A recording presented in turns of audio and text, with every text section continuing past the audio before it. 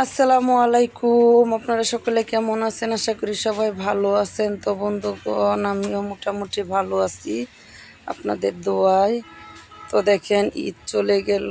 এটা হলো আমার দুপুরে রান্নার আয়োজন চলতেছে, তো সেটাই আপনাদের সাথে শেয়ার করতেছি। এখন কালকের রান্না অনেকগুলো, ভাত, তারপর গোস্তর ঝোল, এগুলো রয়েছে। খাওয়া দাওয়া হয় নাই, মুরগির গোস্ত অল্প রয়েছে। তো বাসি তরকারি গরম করলে মেয়েও খাবে না, মেয়ের বাবাও খাবে না, তো আমি একা এতগুলো খেতে পারবো না। আর আমার বরাবরই খিচুড়িটা অনেক প্রিয়, খেতে ভালো লাগে। তাই সিদ্ধান্ত নিয়েছি সবগুলো ভাত দিয়ে, আগের বাসি তরকারিগুলো দিয়ে আমি সেই রকম করে একটি ঝাল ঝাল গাঢ় গাঢ় খিচুড়ি তৈরি করে নিব। তাহলে ইনশাল্লাহ আমি খেয়ে নিব, এটা নিয়ে টেনশন করা লাগবে না।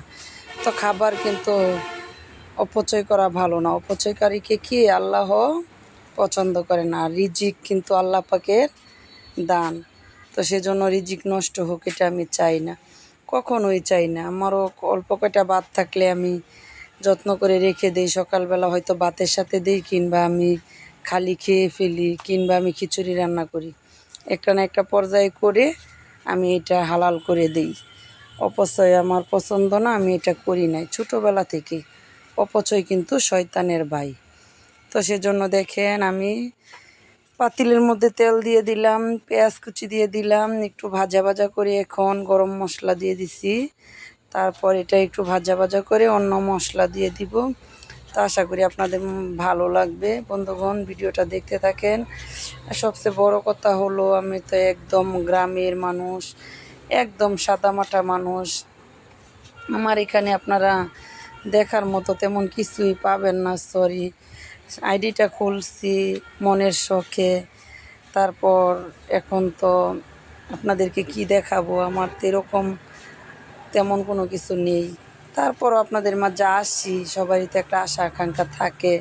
সে আশা আকাঙ্ক্ষা থেকে আমি আশা করি আমার আপু ভাইয়ারা অনলাইনে যারা আমার ভিডিও দেখে আমাকে সাপোর্ট দেয়, আপনারা আমাকে বঞ্চিত করবেন না। আপনারা যদি আমার পাশে থাকেন, আমার এই মধ্যবিত্ত সাদামাটা ভিডিও দেখেন, লাইক কমেন্ট করেন, অবশ্যই ইউটিউবও আমাকে ফেলবে না। কারণ আপনারা যা বাছাই করবেন, আপনারা যা ভালোবাসবেন, ইউটিউব তা মেনে নিতে বাধ্য। ইউটিউব চাই যে আমার ভিডিও অন্যখানে পৌঁছুক, অন্যজনে দেখুক।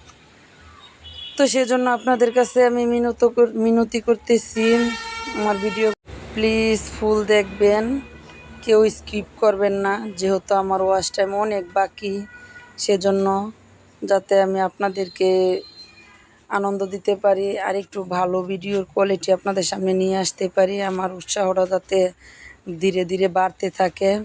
তো সেই জন্য আপনারা আমার ফুল ভিডিওটা দেখবেন, আমার পাশে থাকবেন। বন্ধুরা নতুন হলে আইডিটা লাইক দিয়ে কমেন্ট করে সাবস্ক্রাইব করে নেবেন, আমাকে বন্ধু করে নেবেন। তো দেখেন, মশলাটা কষানো হয়েছে পরে কিন্তু আমি আগের 2 প্রকারের গোস্ত তরকারিগুলো দিয়ে দিলাম, আর দিয়ে দিলাম কতগুলো ডাউল। তো ডাউলটা ওগুলো কষানো হয়েছে পরে ওই যে ভাতগুলো আমি ভালো করে চাকনির মধ্যে ধুয়ে ছেঁকে নিয়েছি। তো এখন আমি ওগুলো লাড়াচাড়া করে কষিয়ে নিব। খিচুড়িটা কিন্তু অনেক স্বাদ হবে, ভাত দিয়ে হলেও। সাথে অল্প পোলাও ছিল, তো সব দিয়েই করে ফেলেছি। মাশাল্লাহ, আশা করি ভালো লাগবে আপনাদের কাছে। তো দেখতে থাকেন বন্ধুরা। এখন আমি অল্প একটু পানি দিয়ে দিব, যেহেতু ডাউল দিয়েছি, ডাউলটা সিদ্ধ হতে হবে সেজন্য। তো আশা করি আপনাদের মাঝে ভালো লাগবে, এটা শেয়ার করলাম ভিডিওটা। তো এখন খাবারের পালা, রান্না টান্না শেষ, গোসল করে খেতে এসেছি। তো চুল খোলাম, যেহেতু ভিজা মাত্র গোসল করে এসেছি, তাই পাগলের মতো দেখা যাচ্ছে।